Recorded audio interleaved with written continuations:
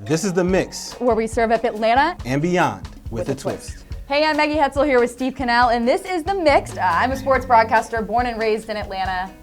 Loved it here all my life. Steve, tell me a little bit about yourself. I know you're a marketing and brand expert, and anytime we speak, I can tell that's exactly what you do and what you're meant to do. You're fantastic at it. Yeah, so I've been fortunate to travel this world, so I've been able to experience Fortune 500 brands, Fortune 100 brands, and the beauty of The Mix is being able to bring some of these amazing brands to life, right? And when you talk about Atlanta and all that, the melting pot that it is, the restaurants, the breweries, the bars, the sporting events, the parks, like there's so much beauty here in Atlanta, so it's amazing to be able to bring that to life through The Mix. So I'm looking forward to it. Before we jump into a little bit more about Atlanta, what are you drinking? I know you have to be excited to have a cocktail in your hand right now. This is one of my favorite drinks. It's very refreshing, and every time I take a sip, I think of my wedding.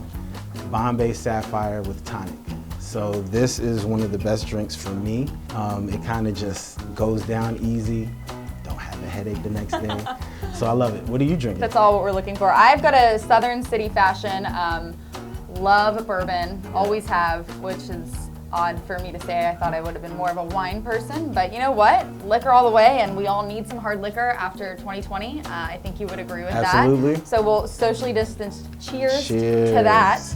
Steve, one of my favorite things about Atlanta, and I feel like you're my bar patron right now, just sitting and I'm at my bar just chatting with you. How are you today? One of my favorite things about Atlanta is kind of the old against the new. Yeah. You get history, you get new. ASW, American Spirit Works, they've been around Atlanta, but they're just opening their second distillery, and I know you said you know all about it. Yeah. What are those tours like over there? And ASW provides an amazing tour. It's up to 6 guests because of COVID. But it's 2 hours. You get to experience different flights from ASW. So I have a beer background, so I know the whole process that goes into making beer.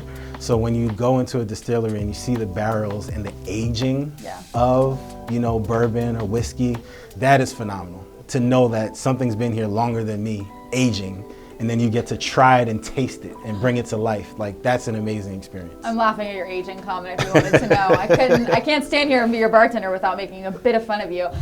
Steve, we couldn't call this The Mix without actually physically mixing up a cocktail. I'm gonna do it easy enough for people at home. First thing we're gonna jump into, it is called a Jack Apple Fizz. Nice. I'm all for it. Sounds tasty. It sounds very tasty. Jack Daniel's Apple, gotta give a shout out to my grandmother who's no longer with us. She would crush this stuff. And that is a true woman.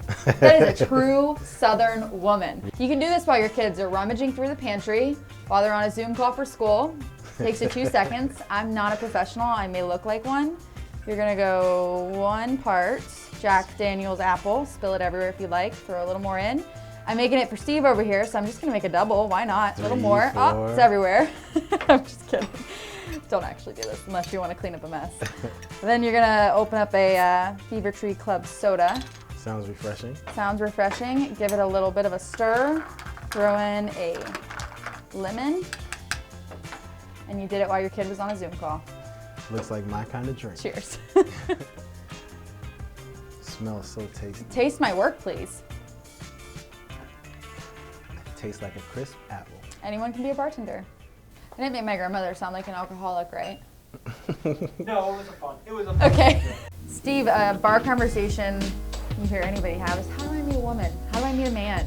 Yeah. How about meeting them in 2020 in quarantine? You're not social distancing, you're social date-stancing, which is an interesting thing altogether. You're either Zooming or trying to find a place you can sit outside on a patio. Give me a couple of your favorite spots in Atlanta if you feel safe enough to be able to go out on a date. Yeah, one of the best for me that I think provides everything is Field Day, patio, restaurant, and bar. They offer everything. You can have outdoor seating, they have a bar so you can actually interact and engage safely, obviously. And they have tuna ceviche that is to die for. It absolutely tastes like Jesus made it. I don't know what the recipe is, but I need it. But it's one of the best places. What about yourself?